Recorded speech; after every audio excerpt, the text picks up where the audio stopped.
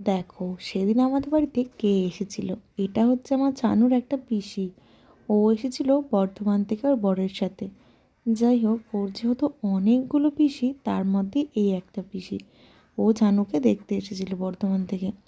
তো যাই হোক, সেদিন কিন্তু ছানু ওর কাছ থেকে খুবই আদর খেয়েছে। আর দেখো কত শান্ত ছিল। আর আমার ছানুর জন্য ওর পিসি এনেছিল একটা ছোট্ট পাড়া জামা।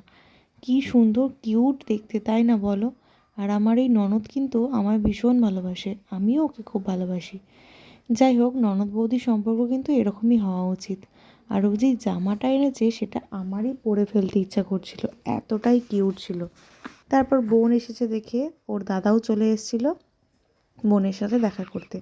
কিছুক্ষণ থাকার পর ওর বরও এসেছিলো, মানে আমার ননদের বর, আমার নন্দে জামাই। ও এসে বউকে নিয়ে গেল। ও যেহেতু কাটোয়াতেই রিপ্রেজেন্টেটিভ, কাটোয়াতে আসে, সে কারণে বউকে আগে নামিয়ে দিয়ে গেছিলো। তারপর ও বিকেলবেলা এসে নিয়ে গেল। ওরা কিন্তু আবার বর্ধমান চলে যাবে। তো যাই হোক, আমার ননদার সাথে সেই দিনটা কিন্তু বেশ ভালোই কাটলো গল্পগুজব করে। যাই হোক, ননদ বৌদির মধ্যে অনেক কথাই থাকে। তারপর ওরা যখন চলে গেল, মনটা একটু খারাপ হয়ে গেল। যাই হোক, পরে আবার আসবে।